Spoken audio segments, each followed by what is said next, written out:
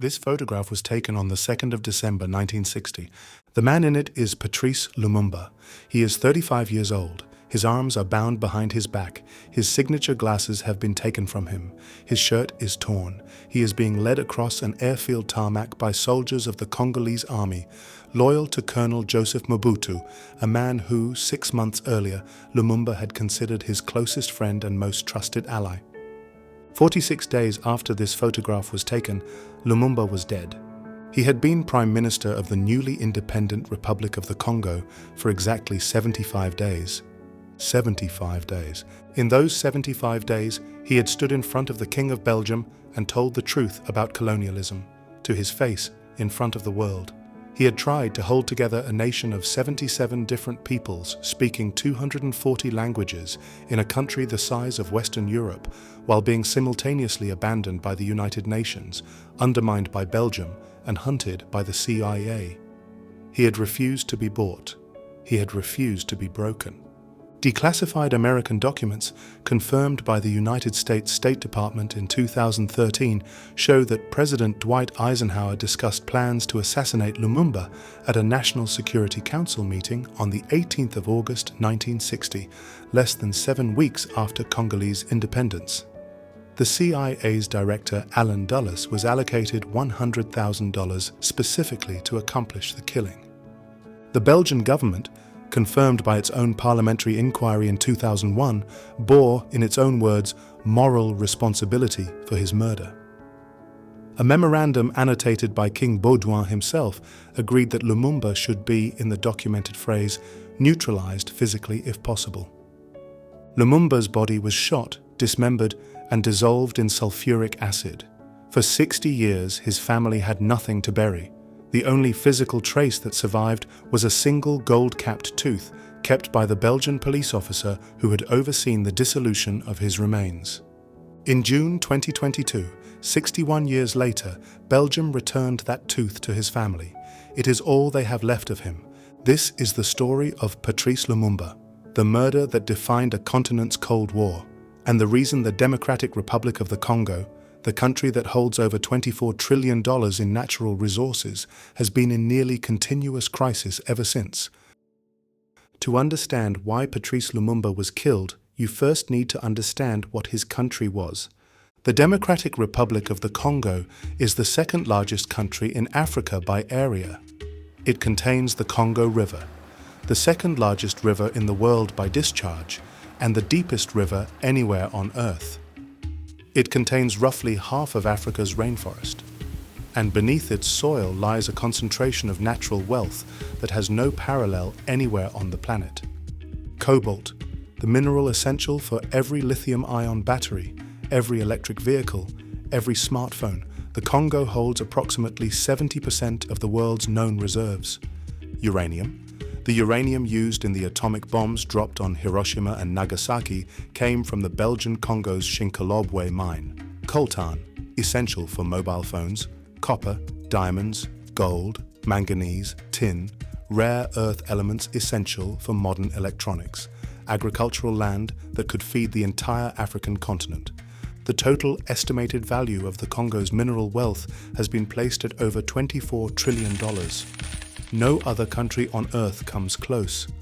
King Leopold II of Belgium had seized the Congo as his personal property in 1885, running it as a private extractive colony built on forced rubber labor and mass murder, killing an estimated 10 million people before the Belgian government was shamed into taking it from him in 1908.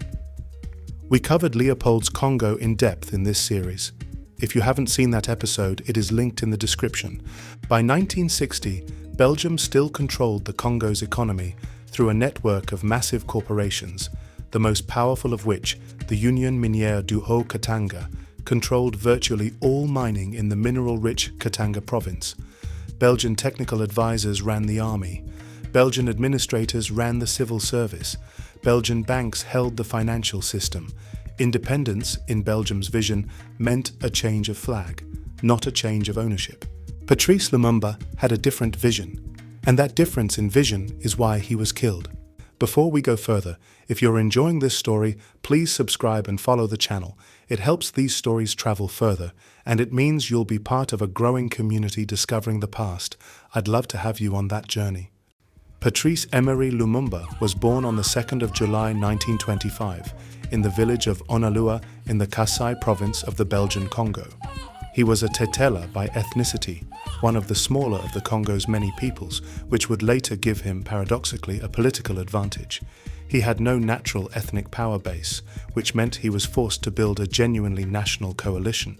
He was educated by Catholic missionaries and showed exceptional intellectual ability from early childhood. As a young man, he migrated to Stanleyville, now Kisangani, where he took a job as a postal clerk in the Belgian colonial administration.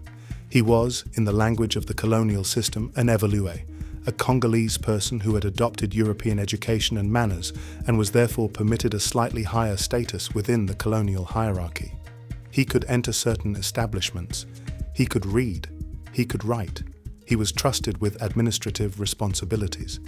He was also, like every other Congolese person regardless of education, systematically inferior to every white Belgian in the colony, by law and by custom.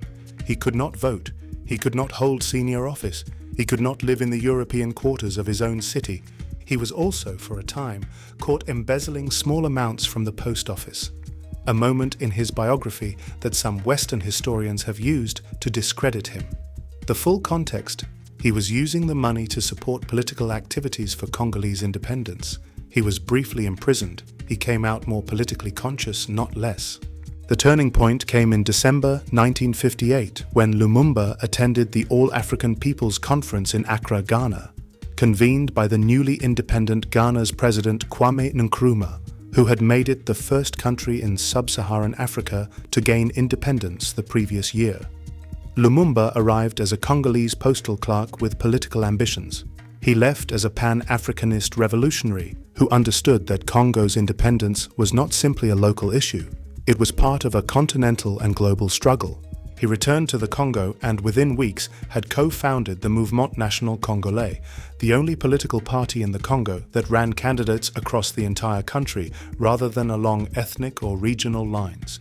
It was explicitly and deliberately pan-Congolese in its vision: one people, one nation, one future.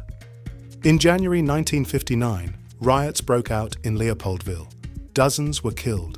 Belgium suddenly accelerated its independence timeline, which it had previously insisted would take 30 years. They now gave the Congo independence within 18 months.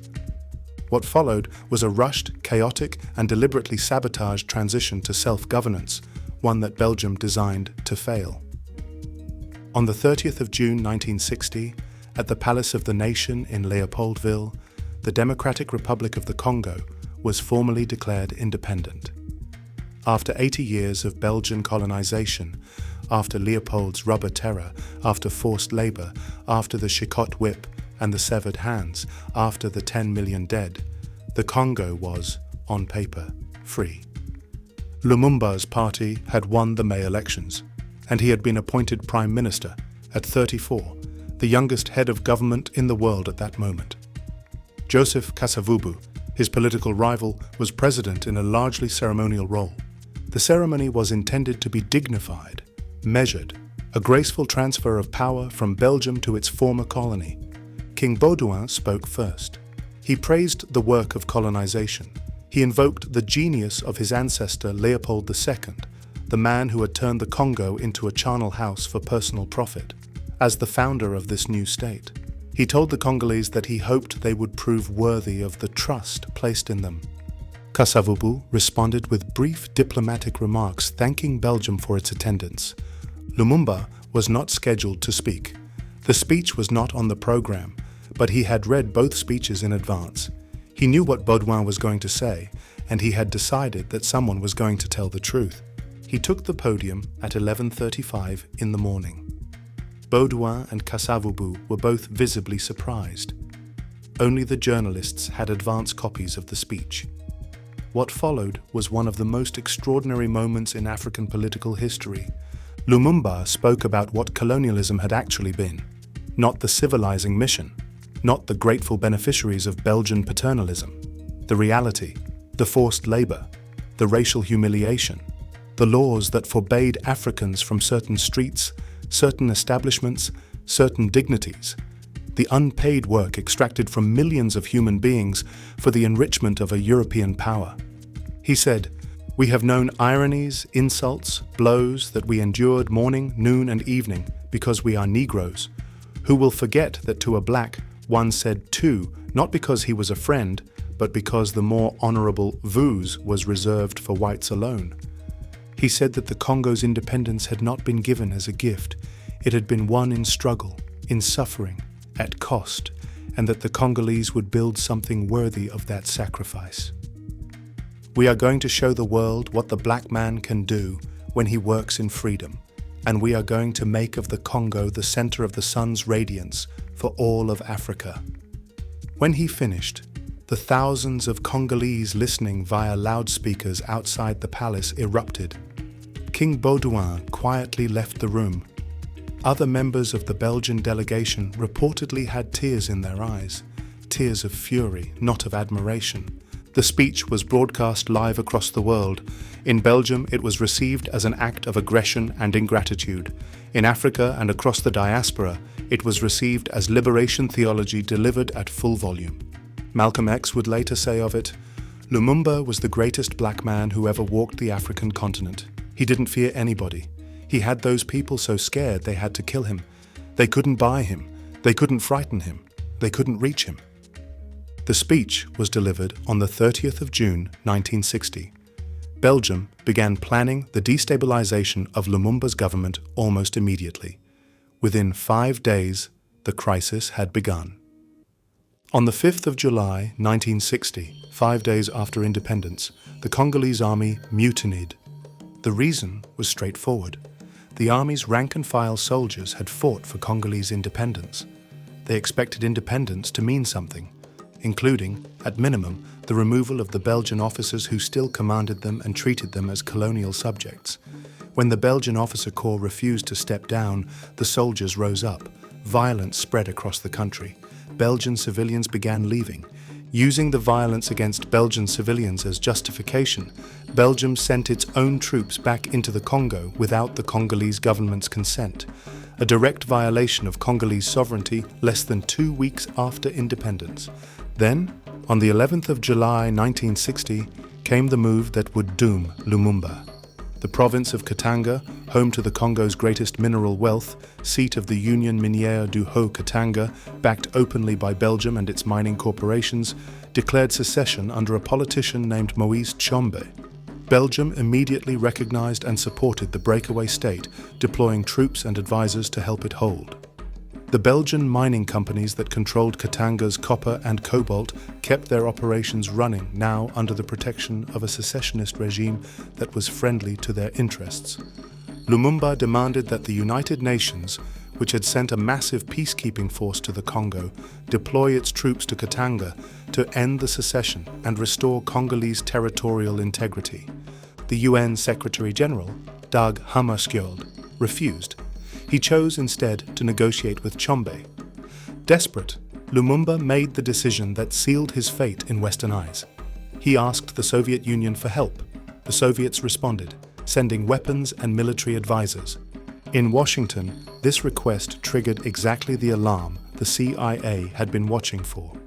President Eisenhower and his National Security Council now viewed Lumumba not merely as an inconvenient nationalist, but as a potential Soviet beachhead in the heart of Africa, in the country whose uranium had built the American atomic bomb, whose copper was essential to American military manufacturing, whose geographic position at the center of the continent gave strategic access to the entire African landmass.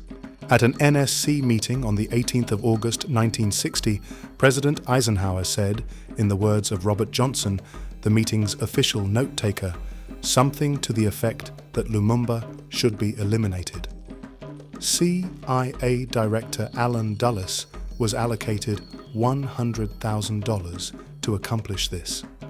CIA chemist Sidney Gottlieb, the same man who ran the CIA's mind control program MK Ultra, was dispatched with a specially designed poison.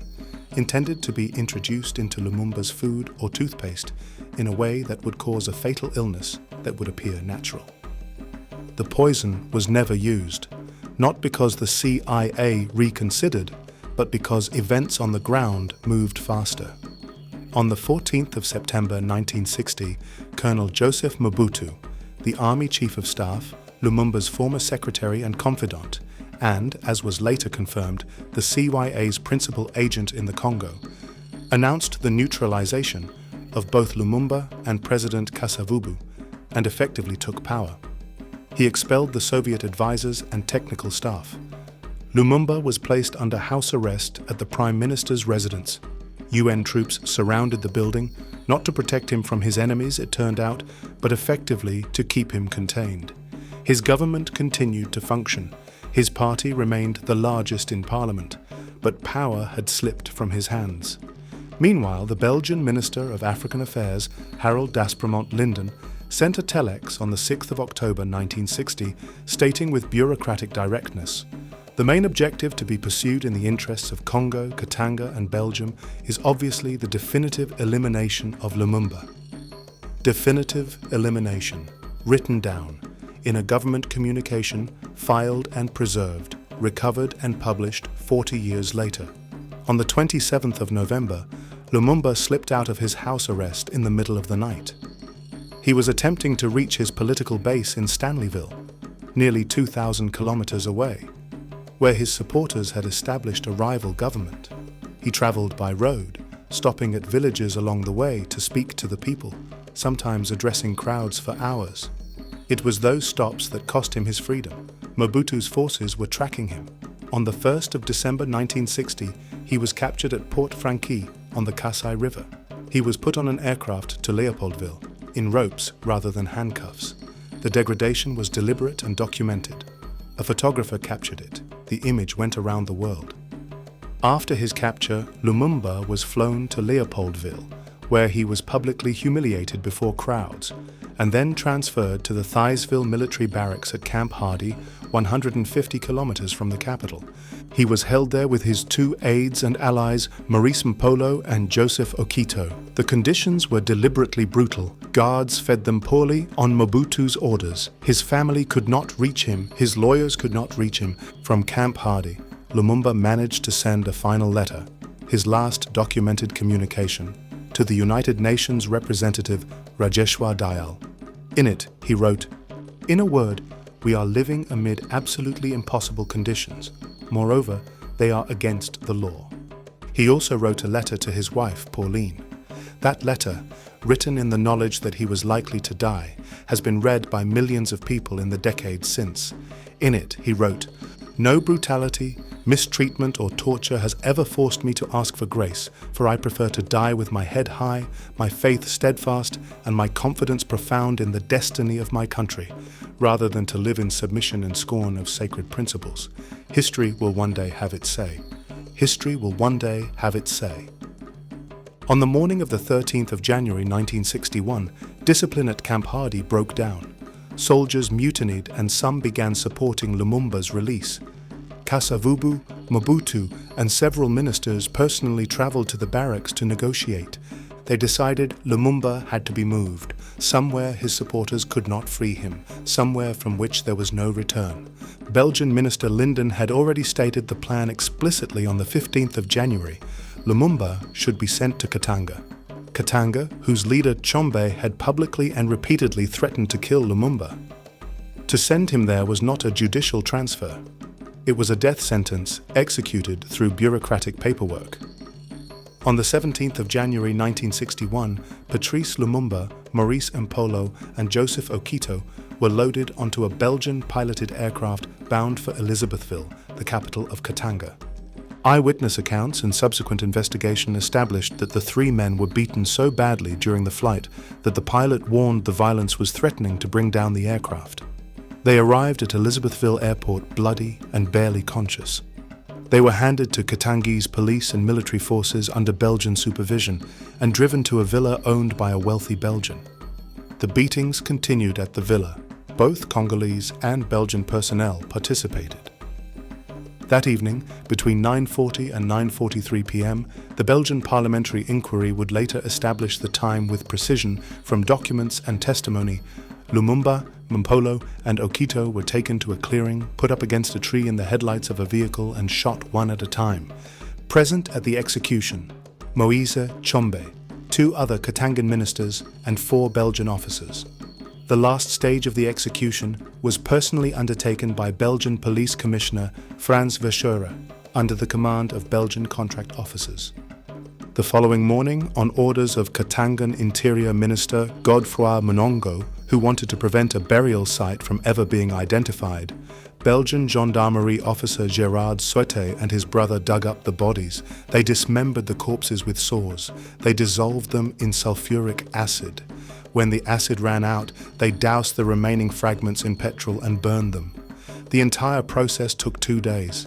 Soete later boasted about it in a 1999 Belgian television interview, displaying 2 teeth and a bullet he claimed to have kept from Lumumba's body. Investigators located 1 remaining gold-capped tooth at Soete's daughter's home in 2016 after his death. A Belgian court ordered its return to Lumumba's family in 2020. On the 30th of June 2022, the 62nd anniversary of Congolese independence, the tooth arrived in Kinshasa and was placed in a mausoleum. The Congolese government initially claimed he had died attempting to escape. The cover-up lasted decades. The truth was confirmed by Belgium's own parliamentary commission in 2001. Belgium formally apologized in 2002. As of 2025, a Belgian diplomatic official who played a role in Lumumba's arrest is being prosecuted. The legal reckoning is still ongoing, more than 60 years later. With Lumumba dead, the CIA's man had his country. Mobutu Sese Seko. He renamed himself in 1966, part of his authenticity campaign to give himself an African identity while maintaining a European-backed dictatorship, would rule the Congo for 32 years. He renamed the country Zaire. He looted its mineral wealth on a scale that made Leopold II look modest. He ran a kleptocracy so thorough that economists coined a term for it, the vampire state. By the time Mobutu was overthrown in 1997, he had accumulated a personal fortune estimated at between $4 and $15 billion, much of it in Swiss bank accounts, while the country he had ruled for 3 decades was one of the poorest and most indebted nations on earth. Western governments, particularly the United States, France, and Belgium, supported Mobutu throughout. They gave him diplomatic recognition, military assistance, and financial loans. He was received at the White House. He was dined in Paris. He was, in the language of Cold War realpolitik, our son of a bitch, a reliable anti-communist who kept the Congo's minerals flowing to Western markets at prices that Western companies dictated. When pro-Lumumba rebels rose up in the Congo's interior in the mid-1960s, the CIA launched what was at the time its most expensive single covert operation, estimated at between $90 and $150 million in today's terms, including deploying white mercenaries and Cuban exile pilots to crush the rebellion. The conflict killed approximately 100,000 Congolese. After Mobutu fell, the Congo plunged into 2 devastating regional wars, known as the First and Second Congo Wars, in which forces from Rwanda, Uganda, Zimbabwe, Angola, Namibia, and multiple Congolese factions fought across the country's vast territory. The Second Congo War, from 1998 to 2003, is sometimes called Africa's World War. It directly or indirectly killed an estimated 5 million people, the deadliest conflict anywhere in the world since World War II. The DRC remains today, in 2026, in ongoing armed conflict in its eastern provinces, with dozens of armed groups fighting over exactly the resources that Leopold, Belgium, and the CIA all fought to control: cobalt, coltan, gold, and the minerals that power the devices in your pocket. Patrice Lumumba died on the 17th of January 1961. He was 35 years old. He had been Prime Minister for 75 days. Within weeks of his murder, his name was being invoked by independence movements from Ghana to Guinea to Tanzania to South Africa. The Soviet Union renamed its most prestigious international university, the People's Friendship University in Moscow, which educated students from across the global south, the Patrice Lumumba People's Friendship University. His assassination triggered protests in dozens of cities. In New York, demonstrators stormed the UN gallery during a Security Council session. His murder did something that no amount of his political success could have done as quickly. It proved to the entire African and global South world exactly what Western powers were willing to do to suppress African self-determination. It provided a map. His letter to Pauline, "History will one day have its say," has been read in parliaments, in classrooms, at protests, at graduation ceremonies. It is quoted by people who have never heard the full story of who he was or how he died. It has outlived every person who killed him. Belgium's formal apology came in 2002. The return of his tooth came in 2022. In 2025, Belgian prosecutors are pursuing cases against surviving Belgian officials who participated in his arrest and detention. The legal reckoning moves slowly, 60+ years slowly, but it moves. Here is what we know with certainty. Patrice Lumumba was the first democratically elected Prime Minister of the Democratic Republic of the Congo. He was murdered after 75 days in office by a conspiracy that included the government of Belgium, the CIA, with the approval of US President Eisenhower, Congolese politicians backed by Western powers, and Katangan secessionist forces funded by Belgian mining corporations. These facts are not conspiracy theories. They are the findings of Belgium's own parliamentary commission. They are confirmed by declassified American State Department documents. They are documented in CIA internal reviews. They are not disputed by any serious historian. What remains contested is the precise degree to which each actor contributed to each stage of the killing. The CIA's poison was not used, but the CIA's money, intelligence, and support for Mobutu created the conditions. Belgium's officials ordered the transfer to Katanga, knowing it was a death sentence. Katangan authorities and their Belgian advisors pulled the trigger. The UN's refusal to intervene when it could have protected him enabled the whole sequence. It was what scholars call a shared murder. Each actor able to point to another, each actor able to claim they did not personally fire the shot. The moral responsibility was distributed precisely so that no single party could be cleanly held accountable. And for 60 years, that worked. What Lumumba wanted was simple and, in the long arc of history, inevitable. He wanted the Congo's wealth to benefit the Congolese.